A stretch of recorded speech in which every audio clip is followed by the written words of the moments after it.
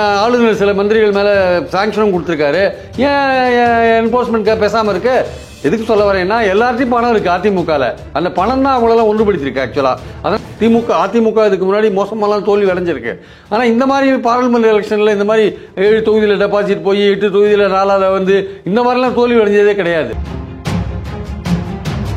கட்சிக்கு பலவிதமான பிரச்சனைகள் இருக்குது. அது சவுத்தில் ஏன் ஓட்டு வாங்க மாட்டேங்குது, அது கொங்கு மண்டலத்தில் ஏன் பாஜகவோட கூட்டணியில் இருக்கும்போது வாங்குது, கூட்டணியில் இல்லாத போது ஏன் வாங்கல, ஏன் வந்து வட மத்திய மாவட்டங்களில் கொஞ்சமாவது வாங்கிட்டு பாமக ஏன் மன்னியர்களே அதுக்கு ஓட்டு போட்டாங்க, ஏன் டெல்டாவில் வந்து ரொம்ப மோசமா இருக்கு. இபிஎஸ் வந்து ஒரு பெரிய செல்வாக்கு மிக்க தலைவர் கிடையாது சார். இன்ஃபேக்ட் நீங்கள் இளைஞர்கள் சொன்னோன்னு சொல்கிறேன், இன்னைக்கு தமிழ்நாட்டில் இளைஞர்களே இல்லாத ஒரே கட்சி அதிமுக தான். நம்ம பாயிண்ட் என்னன்னா, சிவி சண்முகம் வந்து உண்மையிலேயே வந்து ஒரு சிறந்த ஒரு தலைவர். அவர் அந்த பகுதியில் உள்ள மக்களுடைய ஆதரவை பெற்ற தலைவர். அவர் இந்த கட்சி எந்த நிலைமையில இருக்குன்னு அவருக்கு தெரியாது இல்லை. கண்டிப்பாக அவர் வந்து ஒற்றுமைக்கான ஒரு குரல் கொடுக்குறவங்களும் அவரும் ஒருத்தராக இருக்காரு. 21 நீங்கள் பாஜகவோட சேர்ந்து நீங்கள் வெற்றி பெற்றீங்களா கோயம்புத்தூரில் 10 இடங்கள். ஏன் இந்த வாட்டி கோயம்புத்தூர் பார்லிமெண்ட்ல உங்களால் 3வது இடத்துக்கு ஏன் போனீங்க? நீங்கள் ஸ்ட்ராங்காக இருந்தால் தான் கூட்டணி ஸ்ட்ராங்காக இருந்தால், நீங்கள் ஸ்ட்ராங்காக இருந்தால் தான் கூட்டணி உங்களை மதிப்பாங்க, கூட்டணிக்கு வர கட்சி உங்களை மதிப்பாங்க. இல்லாட்டி அவன் ஒரு தனியாக பாஜக ஏற்கனவே அமைச்ச மாதிரி ஒரு கூட்டணி அமைச்சு உங்கள் ஓட்டெல்லாம் பிரிச்சுன்னு போவான், நீங்களும் தோப்பீங்க அவனும் தோப்பான், அவ்வளோதான்.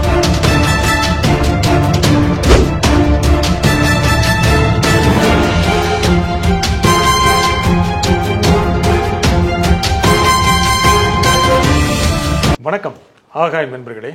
தமிழகம் முழுவதும் அதிமுக பொதுக்கூட்டங்களை நடத்தவிருக்கிறது. இது அதிமுக மீண்டும் உயிர் பெறும், மேலும் அதிக அளவுக்கான வெற்றிகள் பெறும் என்பதற்கான அறிகுறியா? இதை பற்றி பேசுவதற்காக பத்திரிகையாளர் பிரியன் இங்கு வந்திருக்கிறார். வணக்கம் திரு பிரியன். வணக்கம் சார். அதிமுக தொடக்க விழா அக்டோபர் 17, அதையொட்டி தமிழகம் முழுவதும் பொதுக்கூட்டங்களை நடத்த அதிமுக முடிவு செய்திருக்கிறது. இதன் மூலம் தமிழகம் முழுவதும் ஓரளவு அதிக அளவுக்கான இதுவரைக்கு கூட்டங்கள் நடத்தப்படவில்லை, தமிழக மக்களிடம் கொண்டு போய் சேர்க்கவில்லை அப்படிங்கிற ஒரு குற்றச்சாட்டையெல்லாம் மீறி கூட்டங்களை நடத்தி அதிமுக தொண்டர்களையும் மக்களையும் உற்சாகப்படுத்தி மீண்டும் அதிமுக உயிர் பெறப்போகிறது அப்படிங்கிறதுக்கான அறிகுறியா இது?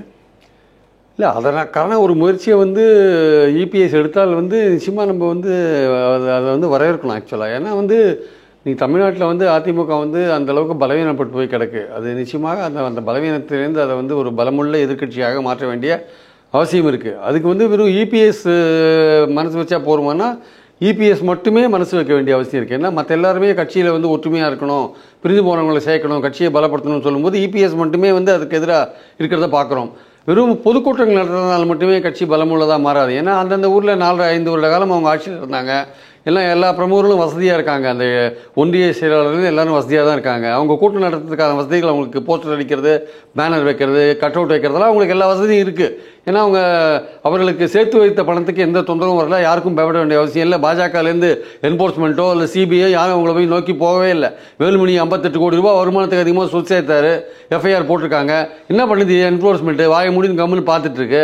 இது முந்தானத்து முட்டா கேஸில் வந்து புக் பண்ணாங்க லோகாயுக்தா, யார் சித்தராமையாவை. உடனே மூக்கில் வேர்த்து உடனே என்போர்ஸ்மெண்ட்டாக போய் உட்காந்துருக்காங்க, அந்த எஃப்ஐஆர் வாங்குறாங்க. ஏன்பா அங்கே காட்டுற வேகத்தை எங்கே ஏன்பா காட்ட மாட்டேங்க? 8 அதிமுக மந்திரி மேலே டிபிஎஸ்சி எஃப்ஐஆர் போட்டிருக்காங்க. ஆளுநர் சில மந்திரிகள் மேலே சாங்ஷனும் கொடுத்துருக்காரு. ஏன் என்போர்ஸ்மெண்ட் பேசாமல் இருக்கு? எதுக்கு சொல்ல வரேன்னா, எல்லாத்தையும் பணம் இருக்குது அதிமுகவில். அந்த பணம் தான் அவங்களெல்லாம் ஒன்றுபடுத்திருக்கு ஆக்சுவலாக. அதனால் அவங்க பொதுக்கூட்டம் நடத்தலாம், பொதுக்கூட்டம் எவ்வளோ வேணால் நடத்தலாம். ஆனால் மக்கள் ஓட்டு போடணும்ல, மக்கள் வரணும்ல. எத்தனை அதிமுக இதுக்கு முன்னாடி மோசமெல்லாம் தோல்வி அடைஞ்சிருக்கு. ஆனால் இந்த மாதிரி பார்லிமெண்ட் எலெக்ஷனில் இந்த மாதிரி 7 தொகுதியில் டெபாசிட் போய் 8 தொகுதியில் 4வது வந்து இந்த மாதிரிலாம் தோல்வி அடைஞ்சதே கிடையாது. டெபாசிட் போகிற விஷயங்கள்லாம் 4வதாக வந்திருக்கு கன்னியாகுமரியில். ஸோ அந்த மாதிரி விஷயங்கள்லாம் நடந்ததே கிடையாது. திருநெல்வேலி தொகுதியில் அதோடைய வாக்கு கடந்த 52 வருஷங்களில் பார்த்தீங்கன்னா 2 டிஜிட்லேருந்து 1 டிஜிட் ஆகிருக்கு. 2 டிஜிட்டில் 40%லேருந்து 8% ஆகிருக்கு. ஸோ இதெல்லாம் பார்க்கும்பொழுது நீங்கள் வந்து வெறும் கூட்டம் நடத்தினா போகாது. ஏன்னா கூட்டம் நடத்துறதுக்கான வசதி எல்லாத்தையும் இருக்கும். பணம் செலவிச்சா கூட்டம் வருது, இல்லை இப்போ கட் அவுட் வைக்கிறீங்க, பேனர் வைக்கிறீங்க, எல்லாம் பண்ணுறீங்க. மக்கள் உங்களுக்கு ஓட்டு போடுறதுக்கு நீங்கள் கட்சி ஒன்றுபடணும், கட்சி ஸ்ட்ராங்காக இருக்கணும். முதல்ல கூட்டங்களே போடலை, மக்கள்கிட்ட போய் சேரவே இல்லை. அதிமுக ஒரு கட்சி இருக்கு அப்படின்னு மக்கள்கிட்ட காண்பிக்கிறதுக்கான எந்த நடவடிக்கை எடுக்கப்படலை அப்படின்னு விமர்சனம் தொடர்ந்து. மக்கள்கிட்ட வந்து இவங்க போய் காமிக்க வேண்டிய அவசியம் என்ன அப்படின்னு ஒன்றுமே இல்லை சார். அதிமுக தொண்டர்கள் நிச்சயமாக இன்றைக்கும் இருக்காங்க. நான் வந்து அவங்க குறைஞ்சி போய், அதாவது இபிஎஸ் ஒரு கணக்கு சொல்கிறாரு, 10% தொண்டர்கள் இறந்து போயிட்டாங்களாம். அதனால ஓட்டு குறைஞ்சு போயிட்டாங்க சொல்லுது. வயதானவர்கள் இறந்து போயிட்டாங்க. வயதானவர்கள் அதான் 10% குறைஞ்சு போச்சுட்டாரு. அப்போ அது மாதிரி சொல்றது எவ்வளவு தவறு பாருங்க. அந்த கட்சிக்கு பலவிதமான பிரச்சனைகள் இருக்கு. அது சவுத்தில் ஏன் ஓட்டு வாங்க மாட்டேங்குது, அது கொங்கு மண்டலத்தை ஏன் பாஜகவோட கூட்டணியில் இருக்கும்போது வாங்குது, கூட்டணியில் இல்லாத போது ஏன் வாங்கலை? ஏன் வந்து வட மத்திய மாவட்டங்களில் கொஞ்சமாவது வாங்கிட்டு பாமக ஏன் மன்னியர்களே அதுக்கு ஓட்டு போட்டாங்க? ஏன் டெல்டாவில் வந்து ரொம்ப மோசமாக இருக்குது? ஸோ பல விஷயங்கள் அது சிட்டியில் ஏன் சைன் பண்ண மாட்டேங்குது சரியா? பல விஷயங்கள் பல ஆங்கிள் நீங்கள் அதை பார்க்க வேண்டியிருக்கு. இபிஎஸ் வந்து ஒரு பெரிய செல்வாக்கு மிக்க தலைவர் கிடையாது சார். அவர் மக்கள் செல்வாக்கு பெற்ற தலைவர் கிடையாது. அதை வந்து அவங்க புரிஞ்சுக்கணும். முதல்ல அவரே அது சொல்லிக்கிறது. அவரே சொல்ல மாட்டார். நம்ம அவர் வந்து அப்படி நினைச்சிட்டு இருக்கார். Is behaving in such a way. Jayalalithaa வந்து அவருக்கு தோல்வி வந்தபோது எல்லா கூட்டணி கட்சிகளையும் அரவணைத்து கொண்டு கட்சியில் இருந்து விலகி போனவங்களை சேர்க்கறது போன்ற விஷயங்கள் அவங்க பண்ணினாங்க. நீங்க எந்த அளவுக்கு ஜெயலலிதாவோட செல்வாக்கு மிக்கவர்? நீங்க வந்து யாரையும் சேர்க்க மாட்டேங்கிறீங்க. நீங்க உங்களுக்கு பயம், சேர்த்தா உங்க பதவி போயிடுமான்னு பயம். உங்க பதவி போறதுன்னு நீங்க பயந்தீங்கன்னா உங்க கட்சியை நீங்க வளர்க்கவே முடியாது. யாராவது நீங்க தியாகம் பண்ணாதான் கட்சியை வளர்க்க முடியும். நம்ம கட்சி வளரணும் அப்படி தொண்டை என்ன நினைக்கிறான்? தலைவர்கள் தியாகம் பண்ணால் தான் கட்சி வளரும். நீ அவனை சேர்க்க மாட்டேன் இவனை சேர்க்க மாட்டேன். எப்போ உங்கள் எல்லாரையும் வளர்த்தது எம்ஜிஆரும் ஜெயலலிதா தானே? நீங்கள் அவங்ககிட்ட தானே வளர்ந்தீங்க, அவங்க பேரை சொல்லி தானே வளர்ந்தீங்க. அவங்களும் எம்ஜிஆர் ஆட்சி ஜெயலலிதா ஆட்சி வரணும் தான் நினைக்கிறாங்க. நீங்களும் அதுதான் நினைக்கிறீங்க. உங்களுக்கு என்ன பெரிய இது வந்துட போகுது? உங்கள் லட்சியம் ஒன்று தானே. அதில் வந்து உங்களுக்கு என்ன பிரச்சனை வந்துட போகுது? நீங்கள் சேர்ந்து உழைக்கிறதுல உங்களுக்கு என்ன பிரச்சனை இருக்குது? இன்றைக்கி திமுகவுக்கு எதிராக அதிமுக அப்படின்ற ஒரு கட்சி இருந்தது ஒரு காலகட்டத்தில் 2016 வரையும் இருந்தது. இன்னைக்கு என்ன நிலைமை? இன்னைக்கு திமுகவுக்கு எதிராக அண்ணா திமுக தானே பேரளவில் எதிர்கட்சியாக இருக்குது சார். மக்கள் ஆதரவு இருக்கா சொல்லுங்க? 20% மக்கள் ஆதரவு தானே சார். 20% எங்கேருந்து நீங்கள் இறங்கிருக்கீங்க? ஜெயலலிதா காலத்தோட ஓட்டு பர்சன்டேஜ் எவ்வளோ? 45. இன்னைக்கு என்ன ஓட்டு பர்சன்டேஜ்? 20 இறங்கிட்டீங்களா? எப்படி இறங்கினீங்க நீங்க? அது பார்லிமெண்ட் தேர்தல், சட்டமன்ற தேர்தல், அதெல்லாம் விடுங்க.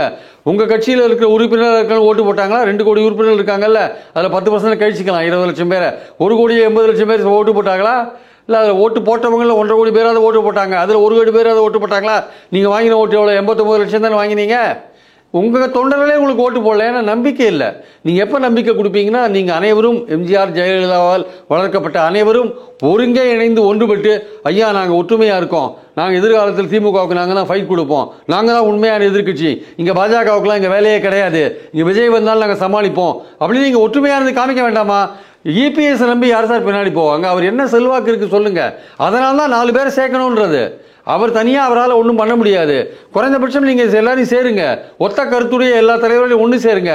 அதை நீங்கள் ஒத்துக்கலைன்னா இந்த கட்சி வளராது சார். நீங்கள் எத்தனை பொதுக்கூட்டம் போடுங்க, 1000 பொதுக்கூட்டம் போடுங்க, அதுக்கான சான்ஸே இல்லை. ஆனால் இந்த கட்சி இபிஎஸ் பின்னால தானே இருக்கு. இபிஎஸ் கட்சி இருக்கும், 3000 பொதுக்குழு உறுப்பினர் இருப்பாங்க, 300 மாஞ்சி மந்திரிகள் இருப்பாங்க, எல்லாம் இருப்பாங்க சார். தொண்டர்கள் மட்டும் ஓட்டு போட மாட்டாங்க, மக்களும் ஓட்டு போட மாட்டாங்க. அதான் நடக்கும். ஆனால் இந்த தேர்தலில் ஓட்டு போட்டிருக்காங்க. இனி அதான் சார், என்ன ஓட்டு போட்டாங்க? உங்கள் தொண்டர்களே ஓட்டு போடல. 1.5 கோடி தொண்டர்களாவது ஓட்டு போட்டிருப்பான். அதில் 1 கோடி பேராவது உங்களுக்கு ஓட்டு போட்டுருக்கணும்ல. சரி, 50 லட்சம் பேர் வேற எங்கேயோ ஓட்டு போட்டா வச்சுக்கோங்க. யார் ஓட்டு போட்டாங்க சொல்லுங்க? நீங்கள் அவ்வளோ பெரிய கட்சி, இவ்வளோ எம்ஜிஆர் இவ்வளவு மோசமாக தோர்த்தது இல்லை சார். அதிமுக தன்னுடைய 52 வருஷ கால வரலாறுல இந்த மாதிரி 8 தொகுதியில் டெபாசிட் எடுக்கிறது, 10 தொகுதியில் 4வது 3வது வர்றது, இதெல்லாம் நடந்ததே கிடையாது. இப்போதான் நடந்திருக்கு.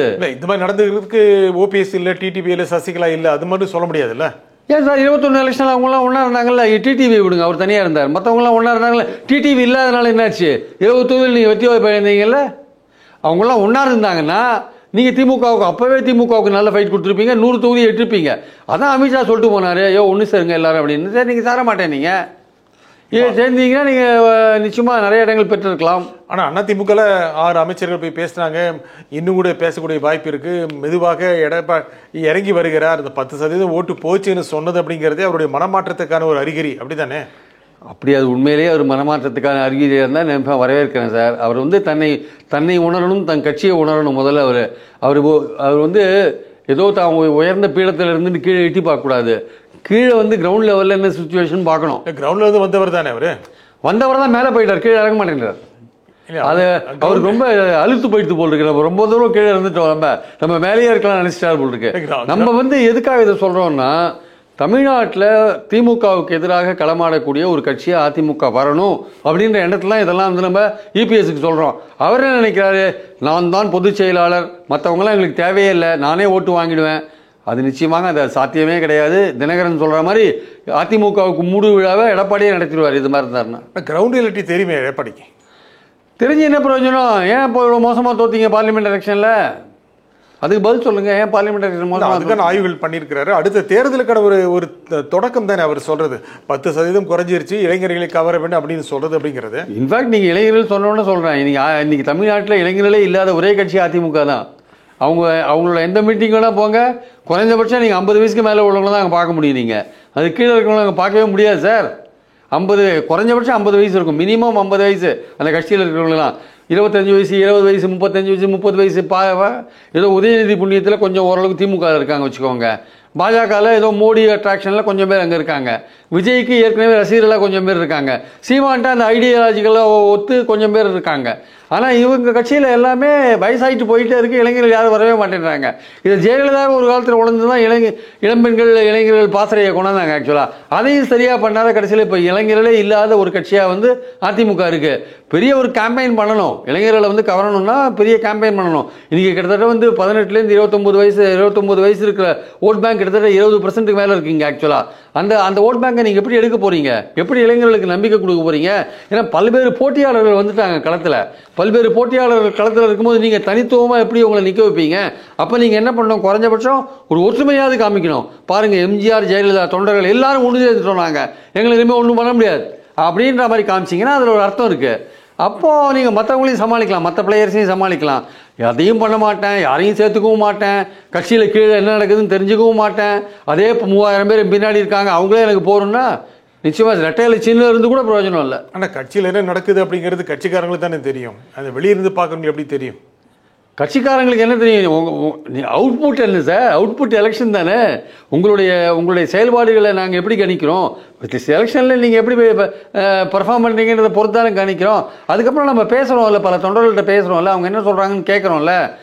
அதனால் சொல்கிறோம் நம்ம, அப்பா நீங்கள்லாம் ஒன்று சேருங்கப்பா, ஒன்று சேர்ந்தால் தான் உங்களுக்கு வாழ்க்கைன்னு சொல்கிறோம். அதை புரிஞ்சுக்க மாட்டேன்னா நம்ம என்ன பண்ண முடியும்? ஒன்றும் பண்ண முடியாது. ஆனால் கட்சியில் நடப்பதை அரசியல் விமர்சகர்கள் தெரியாமல் பேசுகிறார்கள் அப்படின்னு அமைச்சர் சி வி சண்முகோடு பேசியிருக்கிறார், முன்னாள் அமைச்சர் சி வி சண்முகோடு பேசியிருக்கிறார். அதை நீங்கள் பார்த்துருப்பீங்கன்னு நினைக்கிறேன். இல்லை, பேசியிருக்கலாம் சார். நம்ம கட்சியில் நடக்கிறத வச்சு நம்மளுடைய கருத்துக்களை சொல்கிறோம், நம்ம கட்சியோட நல்லதுக்காக நம்ம சொல்கிறோம். நம்ம அதை புரிஞ்சுக்காமல் வந்து நம்ம பேசினா நம்ம ஒன்றும் செய்ய முடியாது. உங்களுடைய விமர்சனம் கூட கடுமையாக விமர்சனம் பண்ணி இல்லை, அவர் பண்ணட்டும் சார், அவருக்கு உரிமை உண்டு. நம்ம பாயிண்ட் என்னன்னா, சி வி சண்முகம் வந்து உண்மையிலேயே வந்து ஒரு சிறந்த ஒரு தலைவர். அவர் அந்த பகுதியில் உள்ள மக்களுடைய ஆதரவை பெற்ற தலைவர். அவர் இந்த கட்சி எந்த நிலைமையில் இருக்குன்னு அவருக்கு தெரியாது இல்லை. கண்டிப்பாக அவர் வந்து ஒற்றுமைக்கான ஒரு குரல் கொடுக்குறவங்களும் அவரும் ஒருத்தராக இருக்கார். அதில் எந்த விதமான சந்தேகமும் கிடையாது. நம்ம போய் விளக்கு பிடிச்சி பார்த்து தெரிஞ்சிக்க வேண்டிய அவசியம்லாம் கிடையாது. அது படிக்கும் போதே, விஷயங்களை கேட்கும் போதே நமக்கு தெரியுது யார் யார் என்ன பண்ணுறாங்கன்னு தெரியுது நமக்கு ஆக்சுவலாக. அதனால் அவர் செல்வாக்குள்ள ஒரு நபராக இருக்கார். மத்திய வட மாவட்டங்களில் அவருக்குன்னு ஒரு ஆட்கள் இருக்காங்க. அவர் பின்னாடி ஒரு 15 எம்எல்ஏக்கள், அதிமுக எம்எல்ஏக்கள் கூட இருக்கலாம். அவரெல்லாம் இந்த கட்சியை வந்து ஒன்றுபடுத்த வேண்டிய அவசியம் இருக்குன்றதான் நம்மளும் சொல்கிறோம். அவர் நான் அதெல்லாம் பண்ணலைன்னு சொல்ல மாட்டார். அதெல்லாம் ட்ரை பண்ணின்னு இருக்குன்னு சொல்கிறார். அவர் இந்த கட்சி ஒற்றுமையே படக்கூடாது, இது மாதிரி ஒரு வலிமையின்றியே இருக்கணும் அப்படின்லாம் அவர் சொல்லுவாரா? அப்படிலாம் அவர் சொல்ல மாட்டார். நம்ம எந்த ஆங்கிளில் சொல்கிறோம்? இந்த கட்சி ஒன்றுபடணும், வலிமையாக இருக்கணுன்ற ஆங்கிளில் சொல்கிறோம். அந்த பாயிண்ட்டை புரிஞ்சுருந்தாங்கன்னா அவங்க வந்து நிச்சயமாக கட்சியோட அந்த கட்சியை பலப்படுத்த வேண்டிய அவசியத்தை அவங்க புரிஞ்சுப்பாங்க ஆக்சுவலாக. முக்கியமாக மாவட்டங்கள் தோறும் மாநாடு நடத்துவது, பொதுக்கூட்டங்கள் நடத்துவது அப்படிங்கிறது அந்த ஊரில் யார் பெரிய தலைவர் இருக்காங்களோ அவங்களே மக்களிடம் மறுபடியும் போய் சேர வைப்பது, அவங்க கனெக்ட் பண்ண வைப்பது, தொடர்பு படுத்த வைப்பது. அது இதுவரைக்கும் எடப்பாடி செய்யலை அப்படிங்கிற குற்றச்சாட்டு இருந்துச்சு. இப்போ மறுபடியும் அங்கே இருக்கின்ற உள்ளூர் தலைவர்கள் அங்கே இருக்கின்ற அதுக்கு கீழ்மட்ட தலைவரோடு தொடர்பு கொண்டு பேசி உற்சாகத்துடன் தொண்டர்களை சேர வைப்பது என்பதே அடுத்த தேர்தலை சந்திப்பதற்கான எத்தனிப்பு தானே. இல்லை சார், அதெல்லாம் பண்ணணும் சார். பண்ணுற அதே சமயத்தில் மக்களுக்கு எப்படி நீங்கள் நம்பிக்கையை கொடுப்பீங்க? ஆக்சுவலாக உங்கள் கட்சி நாங்கள் வந்து ஒன்றுபட்டு இருக்கோம், ஸ்ட்ராங்காக நாங்கள் இருக்கோன்றத நம்பிக்கை எப்படி கொடுப்பீங்க? ஏன்னா இன்றைக்கி வந்து பிளேயர்ஸ் அதிகமாக போயிட்டாங்க. ஒரு பக்கம் பாஜக ப்ளே பண்ணுறாங்க, ஒரு பக்கம் சீமான் ப்ளே பண்ணுறாரு, ஒரு பக்கம் விஜய் ப்ளே பண்ணுறாரு. அந்த பிளேயர்ஸ்க்கு ஈடு கொடுத்து நீங்கள் விளையாட வேண்டிய அவசியம் இருக்குது. அப்போ நீங்கள் வந்து ஒரு செல்வாக்கு மிக்க ஜெயலலிதாவாக இருந்தாலும் எம்ஜிஆராக இருந்தாலும் நாங்கள் இந்த மாதிரிலாம் பேச வேண்டிய அவசியம் இல்லை. நீங்கள் பழனிசாமியாக தான் இருக்கீங்க. நீங்கள் பழனிசாமியாக இருக்கும்போது உங்களுக்கு ஒரு சைட் சப்போர்ட் தேவையாக இருக்குது. அந்த பெரிய தலைவர்களே தாங்கள் தோற்ற போது, தாங்கள் பலவீனமான போது மற்ற எல்லாரையும் அரவணைத்து கொண்டு போனார்கள். நீங்கள் அந்த மாதிரி போங்கன்னு சொல்ல வரோம். அது இல்லை, ஏன் மறுக்கிறீங்க? யாருமே வேண்டான்னு ஏன் சொல்கிறீங்கன்னு தான் என்னுடைய கேள்வியாக இருக்குது. நான் அந்த மாதிரி வேண்டாம் சொல்லிட்டேன். எம்ஜிஆருக்கும் ஜெயலலிதாவுக்கும் 2 பேராலையும் வளர்க்கப்பட்ட இந்த பிரமுகர்கள் ஒன்று சேருவதில் என்ன பிரச்சனை இருக்குது? திமுக தான் உங்களோட ஒரே எதிரியாக இருக்குது. அவங்க திமுகவை தோற்கடிக்க வேண்டும் என்பது தான் உங்களுடைய குறிக்கோளாக இருக்குது. அப்படி இருக்கும்போது என்ன உங்களுக்கு பிரச்சனை இருக்குது சேர்றதில்ல? அப்போ உங்கள் பதவி தான் உங்களுக்கு முக்கியமா? கட்சி ஒற்றுமை முக்கியம் இல்லையா? பதவி எல்லாருக்கும் தானே முக்கியம். ஓபிஎஸ்க்கு முக்கியம் தானே. ஓபிஎஸ் எனக்கு எந்த பதவியும் வேண்டாம், நான் உழைக்கிறதுக்கு ரெடியாக இருக்கேன் தானே சொல்கிறார். அது வெளியே இருக்கும்போது சொல்கிறாரு, உள்ளே வந்து என்ன சொல்வாரோ? அதான் அவருக்கு பயம். இபிஎஸோட பயம் இதுதான் ஆக்சுவலாக. அதனால தான் வந்து ஒத்துக்க ஒத்துக்க மாட்டேங்கிறார் அவர். இபிஎஸ்க்கு உண்மையிலேயே வந்து அந்த பயம் இல்லை. ஒரு தலைவன் என்பவன், ஒரு தலைவன் வந்து மற்றவங்களை பார்த்து பயப்படக்கூடாது சார். தன் மேல நம்பிக்கை வச்சிருக்கணும் தான் சார் தலைவன். அவனுக்கு ஒரு தலைவனுக்கு தன் மேல நம்பிக்கை இருக்கணும். அப்புறம் தான் அவனை மக்கள் நம்புவாங்க. நம்மளுடைய பதவிக்கு ஆபத்து வந்துடும் தலைவனே நினைச்சாரு வச்சுக்கோங்களேன், அவரால் ஒண்ணுமே செய்ய முடியாது. அது நியாயம் தானே. ஒரு தலைவனுக்கு இருக்க வேண்டிய நியாயமான, தலைவருக்கு தன்னை பத்தி தன் தலைமை யாரும் ஒன்றும் பண்ண முடியாது நம்பிக்கை அவருக்கு வேணும் இல்லை சார். முதல்ல அவருக்கே அந்த நம்பிக்கை இல்லை, பயந்தாரு என்ன பண்ண முடியும் சொல்லுங்க. எடப்பாடி அது இருக்கலாம் தானே. ஏன்னா அவரும் நீங்க கீழ்மட்டத்து வந்தவர், அவர் எம்ஜிஆரோ ஜெயலலிதா இல்லை. ஆகையால் இருக்கும்போது கட்சியில் யார் எந்த விதமான அணி அமைத்து எந்த கோஷ்டியை அமைத்து தன்னை கவிழ்த்து விடுவார்களோங்கிற எண்ணம் இருக்கலாம் தானே.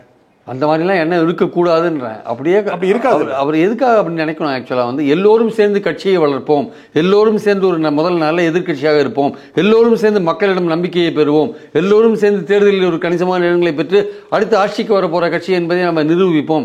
இந்த மாதிரியான விஷயங்களை தான் அவங்க கையில் எடுக்கணுமே தவிர, இவர் வந்தானா ஓபிஎஸ் வந்தாருன்னா என்னுடைய பொதுச் செயலாளர் பதவி போயிடுமே, இல்லை டிடிவி வந்தாருன்னா நான் இருக்கிற இடமே தெரியாத பண்ணிவிடுவார், சசிகலா அம்மா வந்தாங்கன்னா அவங்க வந்து நம்மளை ரொம்ப டாமினேட் பண்ணுவாங்கன்னு நினைக்கக்கூடாது. அவங்க வந்தாங்கன்னா அவங்க வர்றது கட்சிக்கு நல்லது, கட்சி வளர்ச்சிக்காக தானே வராங்க. அவங்க நாளைக்கு அதிமுக சவுத்தில் ஒரு 10 இடத்துல வின் பண்ணிதுன்னா அது கட்சிக்கு நல்லது தானே சார். அது எடப்பாடி எதுக்கு விட்டு கொடுக்கணும்? தன்னுடைய பொறுப்பை, தன்னுடைய பதவியை, அதிகாரத்தை எதுக்கு விட்டு கொடுக்கணும்? கட்சிக்காக விட்டு கொடுக்கணும். அப்படி விட்டு கொடுக்கலன்னா அவர் கட்சியில் நல்ல பார்க்காத இருக்காருன்னு அர்த்தம், அவ்வளோதான். ஏன்னா உங்கள் தலைமையில் 10 தேர்தலில் தோல்வி அடைஞ்சாச்சு சார். 2019 கணக்கு போட்டு பாருங்கள், 10வது தேர்தல் முடிஞ்சிருக்கு தோல்வியில். நீங்கள் 21 சொன்னீங்கல்ல, 21 நான் வெற்றி பெற்றேன்னு சொன்னீங்களே, 75 இடங்கள் எப்படி வந்தது? 21 நீங்கள் பாஜகவோட சேர்ந்து நீங்கள் வெற்றி பெற்றீங்களா கோயம்புத்தூரில் 10 இடங்கள். ஏன் இந்த வாட்டி கோயம்புத்தூர் பார்லிமெண்ட்டில் உங்களால் 3வது இடத்துக்கு ஏன் போனீங்க? ஏன் உங்களால் தனியாக வெற்றி பெற முடியல? ஸோ உங்களுக்கு அங்கேயும் கூட்டணி தேவையாக இருக்குது, அது வேறு விஷயம். நீங்கள் ஸ்ட்ராங்காக இருந்தால் தானே கூட்டணி ஸ்ட்ராங்காக நீங்கள் ஸ்ட்ராங்காக இருந்தால் தான் கூட்டணி உங்களை மதிப்பாங்க, கூட்டணிக்கு வர கட்சி உங்களை மதிப்பாங்க. இல்லாட்டி அவன் ஒரு தனியாக பாஜக ஏற்கனவே அமைச்ச மாதிரி ஒரு கூட்டணி அமைச்சு உங்கள் ஓட்டெல்லாம் பிரிச்சுமோ நீங்களும் தோப்பீங்க அவனும் தோப்பான், அவ்வளோதான். நீங்கள் பலமுறை இந்த பேட்டியில் சொன்னது பிளேயர்ஸ் நிறைய பேர் ஆயிட்டாங்க, பிளேயர்ஸ் அதிகமாக ஆயிட்டாங்க அப்படின்னா, நீங்கள் ஏற்கனவே சீமான் இருக்காரு, விஜய் வரப்போகிறாரு. ஆனால் இதெல்லாம் பார்த்து அதிமுக தன்னுடைய திட்டங்களை பாதையை மாற்றிக்கணுமா என்ன? இல்லைங்க, நான் மாற்றிக்கணும்னு சொல்ல வரல, தன் கட்சியை இது பலப்படுத்த வேண்டிய அவசியம் இருக்குன்னு சொல்ல வரேன். நான் அதுக்கு வந்து ஓபிஎஸ் மட்டும் போராது என்று நான் சொல்ல வரேன். ஏன்னா இன்னும் வந்து நிறைய இந்த பொதுக்கூட்டங்கள் நடத்துகிற இந்த வேலையில் நீங்கள் மக்களோட உங்களை கனெக்ட் பண்ணுறது ஒரு பக்கம் இருந்தாலும் இளைஞர்களை யூத்தில் நிறைய சேர்க்க வேண்டிய அவசியம் இருக்குது. அதே மாதிரி ஏற்கனவே உங்கள் கட்சியை விட்டு பிரிந்து போயிருக்கிற நிறைய பேரை சேர்த்து கட்சியை பலப்படுத்த வேண்டிய அவசியம் இருக்குது. நிச்சயமாக பாருங்கள், ஓபிஎஸ்ஓ தினகரனோ இல்லை சசிகலாவோ இவங்கெல்லாம் அதிமுகவில் சேர்றாங்க வச்சுக்கோங்க, இன்னும் பிரிந்து போகிற பலர் சேர்றாங்க வச்சுக்கோங்களேன். அந்த மேடையில் வந்து இவங்க ஒன்றாக காட்சியளித்தால் அது தொண்டர்களுக்கு ஏற்படுத்துகிற உற்சாகம் ஒரு பக்கம் இருக்க, மக்களுக்கு இந்த கட்சியை பற்றின ஒரு நம்பிக்கையை உண்டாக்கும். சார் திமுகவுக்கு எதிராக இருக்காங்கப்பா, விஜய் கூட ஒன்றும் இல்லைப்பா, ஒரு நடிகர்ப்பா, ஒரு பொலிட்டிக்கல் பார்ட்டினா ஏடிஎம்கே தான்ப்பா, பாஜக நம்ம தமிழ்நாட்டுக்கு ஒத்துக்காதுப்பா, ஏடிஎம்கே தான்ப்பா திராவிட கட்சியில் வந்து திமுகவுக்கு மாற்றாக இருக்குது அப்படின்ற ஒரு எண்ணத்தை வர வைக்க வேண்டாமா நீங்கள்? ஆனால் பாமக மேலே கண்டு வச்சிருக்காருல்ல எடப்பாடி. இல்லை, அவர் வன்னியர் ஓட்டு அதுவும் இந்த வாட்டி வராது இனிமேல். அது ஒரு தடவை போட்டாங்க, அது இதோட முடிஞ்சு போச்சு. ஏன்னா அந்த இப்போ 10.5 கிடைக்கலையா கடைசியில், அது கோர்ட்டில் ஓடின்னு இருக்காது. முதல்ல வந்து ஏதோ கொடுத்தாரு அப்படின்னு இப்போ பார்லிமெண்ட் எலெக்ஷன் கொஞ்சம் ஓட்டு போட்டாங்க, வரப்போகிற எலெக்ஷன் அதுவும் போடுவாங்களா சொல்ல முடியாது, சான்ஸ் இல்லை. ஒரு தடவை போட்டாங்கன்றது உண்மை, அடுத்த தடவை போடுவாங்களா சொல்ல முடியாது. அப்போ கோயம்புத்தூர்லேயும் நீங்கள் பாஜகவோட கூட்டணி இல்லாட்டி நீங்கள் அங்கே 3வது இடத்துக்கு வருவீங்க, சவுத்துலேயும் இந்த மாதிரி ஓபிஎஸ் தினகரன் சப்போர்ட் இல்லாத அங்கேயும் 3வது இடத்துக்கு போவீங்க. இப்போ எப்படி தான் உங்கள் கட்சி மேலே வருது? ஸோ இது யூத்தை சேருங்க, மக்களை சந்தியுங்க, போராட்டங்களை கையில் எடுங்க, பிரிந்து போனவர்கள்லாம் ஒன்றா சேருங்க. இதை தவிர உங்களுக்கு கட்சியை வலுப்படுத்துறதுக்கு வேறு வழி கிடையாது. சுயநலத்தை விடுங்க, கட்சியில் நல்லா பாருங்கள். தயாராகிடுவார் நினைக்கிறீங்களா எடப்பாடி? தயாராகணும்னு விரும்புகிறேன் ஆக்சுவலாக. இந்த நிகழ்ச்சியில் உங்கள் கருத்துக்களுக்கு உரிமைக்காக திரு பிரியன் மிக்க நன்றி. தேங்க்யூ. மீண்டும் ஒரு நிகழ்ச்சியை சந்திப்போம். நன்றி, வணக்கம்.